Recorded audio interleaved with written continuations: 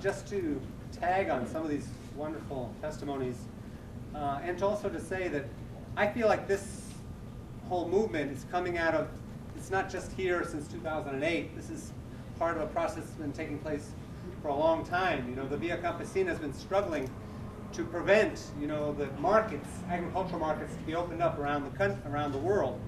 And there have been some very powerful moments of mobilization, mass mobilization, where people from the United States were present, but the main actors were people from the global south. For example, what happened in Cancun when the big powerful wanted to open up all the agricultural markets of the world, but the farmers, the indigenous people, the women, the trade unionists, the students, everyone came together and fought it back, and a Korean gentleman actually gave his life for that cause and martyred himself at the barricades in Cancun. In Hong Kong, the Koreans dove into the bay to swim to where the WTO was trying to negotiate the end of agriculture for small farmers, and they had to call the Coast Guard to get them out of there. Symbolic actions like that that bring the whole world's attention to the injustice that have been taking place. So I feel like we're in the company of many millions of wonderful souls and peasants.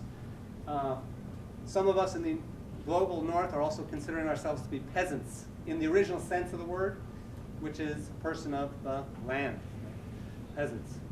It's got a bad rap because of what we learned in our textbooks about the Middle Ages, I guess. Peasants were serfs or something. But peasants, people of the land. So that's part of the identity, and as Bob said, the spiritual elements, we always hold them close to us.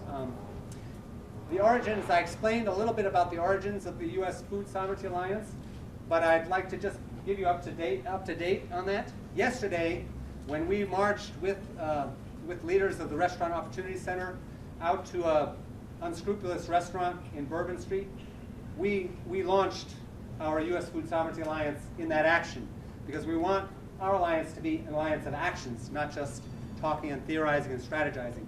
So yesterday was the official launching.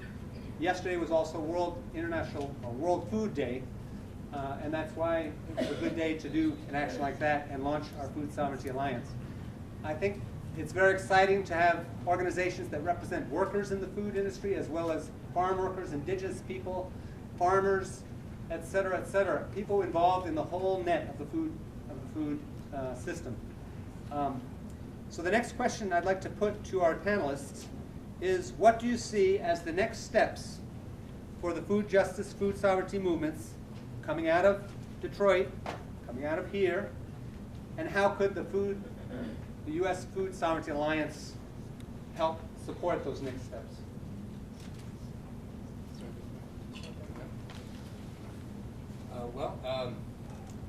This is a new movement in this country, and I think we got to look at it in generational terms. And so, most pressing, as Rosalinda mentioned, the youth, getting the youth together across the food justice, food system work and movement, and helping them understand that there are structural problems. That there are institutions and there are governments and there are corporations that make the rules from on high, that trickle on down, that affect the food that ends up on our plates. And so having our local food movement, particularly youth, understand that locally we're connected, globally we're connected locally. And so to that end, my organization in Maine, Food for Maine's Future, the National Family Farm Coalition, Via Campesina, Greenhorns, National Farmers Union of Canada, we are in the early stages of organizing a youth camp, a youth leadership camp.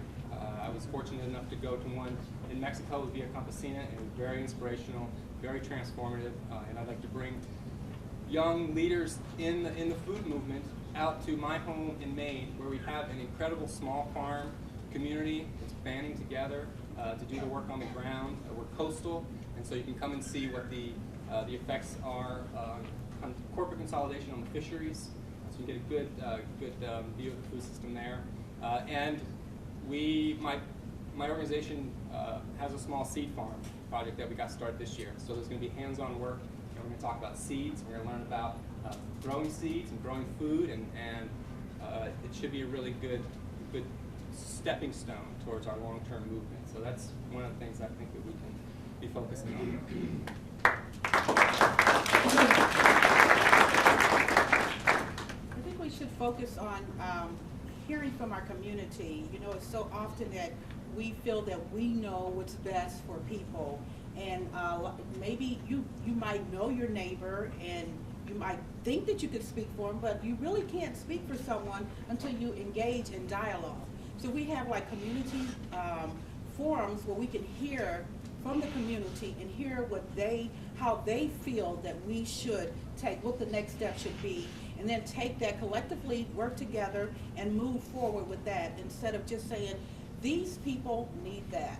And you know, listen, the grassroots community is not these corporations that come into our community and say, well, we think that there should be urban farms in Detroit.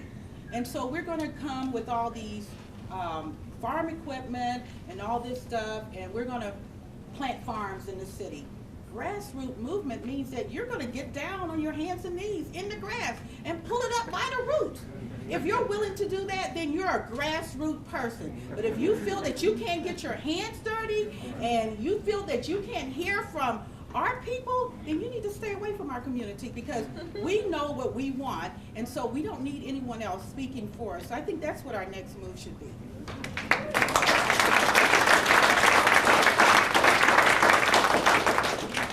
All right.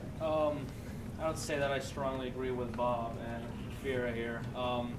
First of all, like Bob was saying about the youth, you know, I see a lot of people my age group. You know, I'm barely 17, and I see a lot of people my age group. They don't know where, you know, a radish comes from. They don't know that a carrot is a root. You know what I mean? And it's just kind of, it's almost sad sometimes, but it's also inspiring at the same time, so that people like us, everybody in this room, and people from the food justice movement as well, can go out and further spread the word, you know, plant the seeds for other people to come in and actually know what the food justice movement is all about, and that we're all interconnected. And also, like, like the Cesar Chavez model. Like, if you go talk to 100 people and 99 people will shut the door in your face, but if one person listens to you, that right there is a big difference right there. That'll make something, you know. If one person, that's all you need, honestly.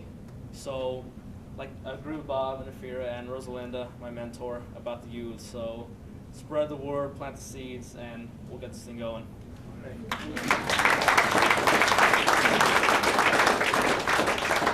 So this gray here is for a reason, and in order for us to move forward, it has to be the elders and the youth connected. And I think in order for us to move forward, we have to know our history and our culture. And so it has to be a meeting of the elders and the youth, talking about the history, talking about where we've been. We can't go forward until we understand that and pass that down to the youth in order to move forward. Number two, diversity is important. We can't talk about sustainable agriculture, sustainability, if it's just one group of people. We all have to be inclusive in this movement. So when you look around and you're in your board meetings or you're in your community meetings and you look around, everyone looks the same, something wrong with that. You know, so I challenge you, when you leave out here today, I challenge you, when you go out and you look around, everyone looks the same, invite someone indifferent. If you're in a group and everyone is old like me, invite a youngster, and vice versa to the youngsters. Because if we're going to move forward, everybody has to be inclusive. And sometimes when the work that we do, we tend to forget that. And like I said, I'm getting old, so I need to pass it down.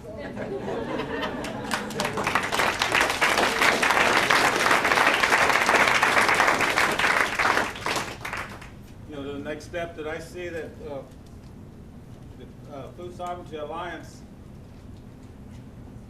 can do that's very helpful is the fact that it's being inclusive, structurally, politically, socially, everything, because all of us are in this together. And so we reach out, and when we get back to our homes, and then yet we're still connected through our conferencing. And back home, what we're doing is reaching out to the indigenous communities across the country, the Southwest right now, with 4 other groups, to the Tohono O'odham. I'm not pronouncing these guys' names as well as I should, but there's the Dene, and then 2 other groups I can't even pronounce. But and then here in this area too, we've already began reaching out to the Biloxi, and then the Homa, and I've been trying feverishly to connect with the Atakapa. And so these are the people that none of you probably have heard. Maybe you have, but they're here, southwest of here, along the coastline. Members of the African American community, African people who mix with the Indian community, as well as the Caucasian groups. And so they are our relatives, all of us. And so the way we look at it is that a lot of times their voice does not get heard in what happened in the oil spill. You know, the health effects of the chemicals they put out there to break up the oil. You know, the nosebleeds that's going on with his children.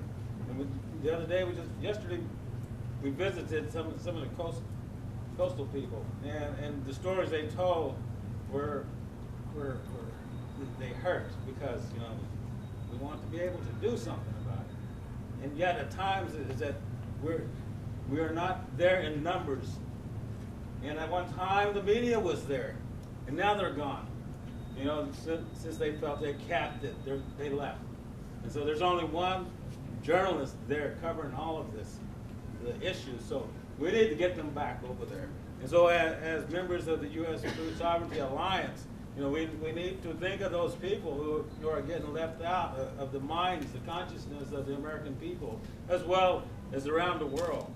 And so this group, the next step is begin reaching out and then letting you know that this is your alliance too.